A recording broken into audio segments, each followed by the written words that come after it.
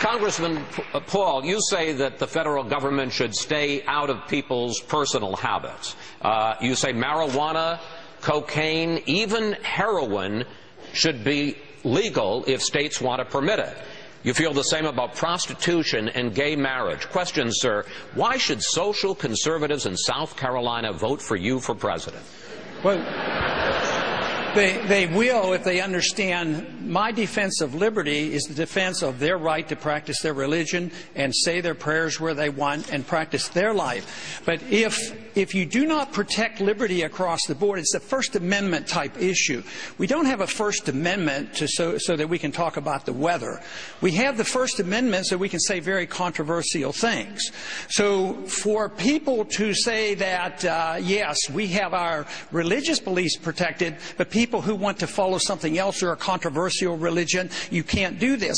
If you have the inconsistency, then you're really not defending liberty. But there are strict rules on freedom of choice of this sort, because you can't hurt other people, you can't defame other people. But yes, you have a right to do things that are very controversial. If not, you're going to end up with government that's going to tell us what we can eat and drink and whatever. You know, it's amazing that we want freedom to pick the future, you know, our future in a spiritual way, but not when it comes to our personal habits.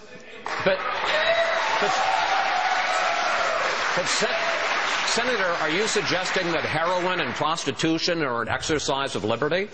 Well, you know, I probably never used those words. You put those words someplace. But, yes, in essence, if I leave it to the states, it's going to be up to the states. Up until this past century, you know, for over 100 years they were legal. What you're inferring is, you know what?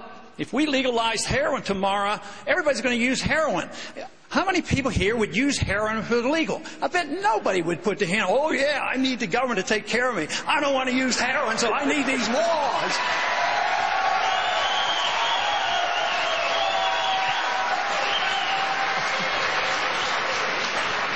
I never thought heroin would get applause here in South Carolina.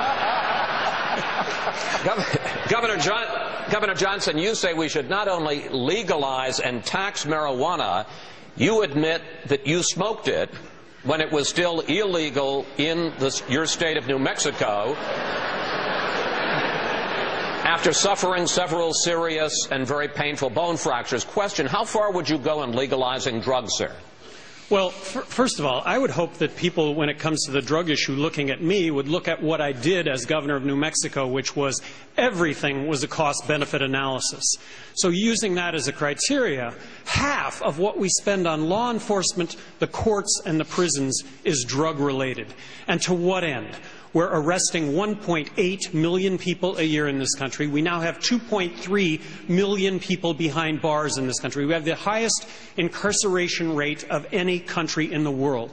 I would ask people to look at this issue, see if they don't come to the same conclusion that I did, and that is that 90% of the drug problem is prohibition-related, not use-related. That's not to discount the problems with use and abuse, but that ought to be the focus. So I advocate legalizing marijuana.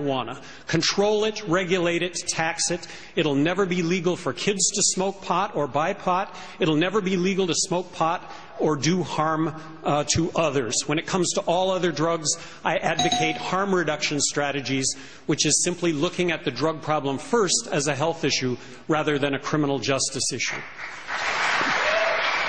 Mr. Payne, you've never held office.